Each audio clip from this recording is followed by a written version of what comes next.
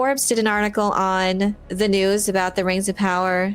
Bad news for the Rings of Power after disastrous Season 2 viewership report. This is by Erik Kain. Luminate Data has released a streaming report for 2024, which includes a whole bunch of interesting data, including the top 10 streaming shows of the year. Unsurprisingly, Netflix was the top dog in 2024 with 7 out of 10 shows making the list, and Taylor Sheridan snagging the number 2 spot with 2 of his shows on the list. I guess that was, Landman and Tulsa King there. And this is the list here in billions of minutes watched, but Amazon Prime is only out here with Fallout being number 8 with just under 8 billion minutes. Notably absent from this list were 2 very big, expensive TV shows that aired in 2024, The Lord of the Rings, The Rings of Power on Prime, and Star Wars The Acolyte on Disney+. The Acolyte trailing at number 2 on the Disney Plus streaming with just under 2.7 billion minutes. I guess this is straight from Luminate's report. While franchises continue to be key drivers of engagement on streaming, 2024 saw diminishing returns for some of the biggest properties on television. Both 2024 live-action Marvel series Echo and Agatha All Along underperformed 2023 Marvel series Loki Season 2 and Secret Invasion. And the second season of Prime Video's Lord of the Rings, Rings of Power saw a 60% decrease in total minutes watched from the show's first season. A 60% drop is massive. This is in stark contrast to Game of Thrones, which saw sizable increases in viewership every season. Yeah, that's how it should be. Shows should increase in viewership as they go. You may even have a shaky start at first, but if you have a famous enough IP, like, people are gonna tune in and try to give you a good shot. Positive word of mouth will make up for that, hopefully. But ultimately, if the decline in storytelling is there, so will the decline in viewership. And I do wonder what could be going on in Amazon's head. But it's interesting because they've never officially come out and greenlit Season 3. We've heard them kind of dance around it, but we've never actually heard them give an official statement that Season 3 is currently in production. And actually, this was with this latest season, you had the first doubt that there was possibly not going to be the Season 3, because I just thought it was already built into the contract, but you had like the showrunners being unsure of what was going to happen in the future. So very strange. And with this news being revealed to everybody that you lost 60% of viewership, that's so embarrassing. He has a little graph here. So this first bar is Rings of Power Season 1. Rings of Power Season 2 is below that. And even Season 1 has such a steep decline in viewership as it premiered. And this is just a show that cost $1 billion in its first season alone. We haven't gotten the production budget numbers for Season 2. I'm sure it was the most expensive production. The Acolyte cost $230 million, which was 8 30-minute episodes of content. So I'm sure it exceeded that. These are also the minutes watched for the first 12 weeks of activity. When you compare that to The Landman, which had 8 billion minutes in 6 weeks, twice that. Erik continues as to kind of like why this has happened. This is the natural conclusion of several big mistakes made by Amazon. Showrunners Patrick McKay and J.D. Payne were inexperienced. They had never been showrunners before and had no previous experience producing any shows, let alone a massive epic fantasy with a budget in the hundreds of millions. This alone is not enough to explain the show's myriad mistakes. However, as Game of Thrones showrunners David Benioff and D.B. Weiss had also never produced a show on this scale. The changes from the source material were bizarre. Compressing the timeline of the Second Age of Middle-earth makes sense on paper, but ultimately made the show confusing and jumbled. Getting some events like the forging of the Rings of Power out of chronological order certainly didn't help. The timeline is just nuts. I mean, they really just wanted it all. They wanted to do everything. Your show is already so grand in scope as it is. You just wanted everything all at once. You couldn't just pick one event and do that well. They're just jumping around so much because we got to see the fall of Numenor. We got to see the creation of the Dwarven rings. And then the Rings for Men came at the end. And a lot of things are just very quickly moving on and skipping around all over the place. A general lack of writing quality across the board was apparent even to casual viewers. The scripts are filled with plot holes, generic fantasy tropes, and bad dialogue. Also, these decisions can be applied across the board to both Marvel and Star Wars. This is what was really the big takeaway for me when it came to that Luminate report, is that these are some of the most beloved, huge IPs. When you think of all of these IPs in their heyday, of course they're going to have that huge fan base, huge support. All of these are just bangers of an IP. They are so popular. And I think they all suffer from these things. You have inexperienced writers and easy to control, I guess, in that way, because they didn't want to throw around their creative weight too much. And clearly the the studio has just wanted content. They didn't really care about the writing quality.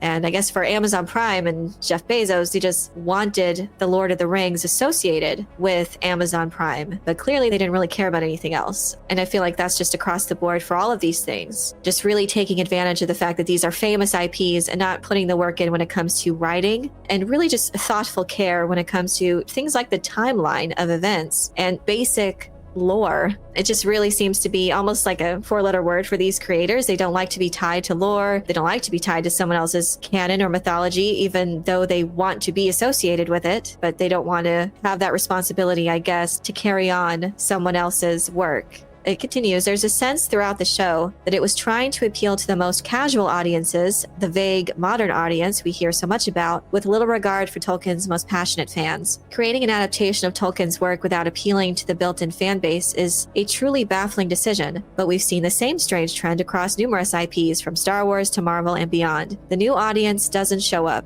and the old audience checks out. Nobody wins. Season 2 was like, are we just doing this for the shippers? Because that's what it felt like. It didn't feel like this was for Tolkien fans. It felt like it was very specific to like romantasy fans, because every episode was filled with these characters just clearly being shipped. Every time trending online was a new character being shipped in the newest episode. And to top that off with Elrond kissing his future mother-in-law Galadriel, clearly it wasn't for fans, because anyone would know that no one would like that. And if you're not making it for the fans, then you're disregarding your audience. What's the point of even having these famous IPs with these built-in audiences if you're going to dismiss them? It's baffling. And same thing with Star Wars. There is this clear disconnect. If you want Star Wars, if you want this incredibly famous IP, if you want to be a part of it, why are they so dismissive of lore and canon and what fans liked about Star Wars to begin with? It's just basic themes. It's not like you have to connect every single thing. It depends on what story you're telling, but it should stay true to the spirit of George Lucas's mythology. That should be clear. But oftentimes it just feels like people are going out of the way to dismiss it. And you have James Mangold even coming out saying that he's excited about his Star Wars movie because it's not tied to lore. He didn't feel handcuffed because his movie is like the dawn and birth of the Jedi or whatever. That's the problem. You shouldn't feel like this is a burden to bear. You should feel privileged to create something new, a new story within such a beloved IP that fans have loved for decades and have invested so much time immersing themselves in. And so often it's treated as just an obstacle to overcome, a challenge, a burden that they are shackled to, that they have to wrest free from. If that's how you start, then you shouldn't be here. You want to do your own thing, clearly. So do your own thing. And James Mangold definitely seems to have the way he likes to tell stories, what appeals to him, and he does great films. Every time he's attached to something very well known that already has this famous IP and fan base, it feels so like he hates being shackled to it. He hates all of the other things that come with it. If you don't want it, then you shouldn't be here. If you want to tell your own stories, fine. Do that. And he is doing it. His film, A Complete Unknown, is doing very well, and he's able to do these other things and passion projects. But clearly this isn't for you. Indiana Jones wasn't for you. I have little hope for the future of his Star Wars movie. If that's where you come from, that if you're already thinking of, well, I don't like being shackled, I want to tell my Star Wars film without anything else that comes with the Star Wars mythology. Nobody wins. If you don't want it to be Star Wars, if you don't want it to live up to the spirit of that, no one wins. You're disregarding this fan base. What's the point then? The conclusion of this article says it's unclear how Amazon can pick up the pieces at this point. 2 seasons have already been released. The story and all its many flaws is too far gone to recover. Short of a complete reboot starting from scratch with better writers and new showrunners, I fear that season 3 will only continue the downward trend. This is a pattern that seems like it's not going to change. And same thing with the other Marvel and Star Wars IPs. So much content that they've produced recently that has continued to have this downward trend and with no real changes that would indicate otherwise. So there's no reason to expect that things will change unless you make the changes. We'll see how the direction of these famous IPs will go moving forward. Honestly, I definitely have more optimism when it comes to other sci-fi projects. A lot of shows up and coming on Apple TV have me excited. Interesting films on the horizon as well. Excited for Christopher Nolan's new film, The Odyssey, which I think is about to film. He is a well-oiled machine. I think they're already poised to film in February, so really excited. to see that. And when it comes to these famous IPs, though, something needs to change. And it's clear to everyone else, it's clear to us what the problem is. They've taken advantage of how famous these franchises are and feel like they can just rest on their laurels, that they can just not really care about the stories that they're producing, whether or not it makes sense, whether or not it's immersive and grand and fits within these IPs, and that will please not just fans, but general audiences, because we all like good stories. It really requires work and effort and creativity and experience. And if you don't have those things, and if you're just churning out slop, the audience will detect that. And this is a hostile environment that we're in when it comes to streaming, especially when it comes to these science fiction and fantasy stories, because we're not want for good stories. We're not wanting in that regard. There is plenty of people who are out there who are producing great science fiction stories and fantasy stories. So if you don't want to be a part of that, then this is what's going to happen. I mean, it's unfortunate. We want great Marvel and Star Wars and Tolkien adaptations. We want that. We are ready for it. We are poised to give you our money and our attention and our viewership, but you need to give us something. You need to put the work in and not just take advantage of it. The signs are there. If you don't know what you need to change, the studios don't know, then I can't help you because it's clear as day what the problem is. Anyways, I found Erik Kain's article to be an insightful analysis with well-reasoned conclusions that make a lot of sense given the massive viewership drop. I don't really have much hope for the series itself, but I am interested to see what lessons other creators take from the viewership collapse of Rings of Power Season 2, and how they might use it as a warning guidepost for handling beloved legacy franchises more wisely.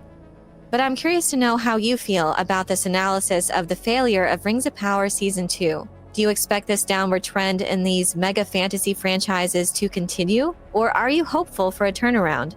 Let me know your thoughts in the comment section below. I hope you enjoyed this video. Leave a like if you did, and be sure to subscribe for more sci-fi and fantasy news, theories, and lore. And if you're looking for other ways to show your appreciation, you can check out my Patreon page, where members get access to exclusive content and perks. Thank you all so much for your support, and as always, have a very nerdy day.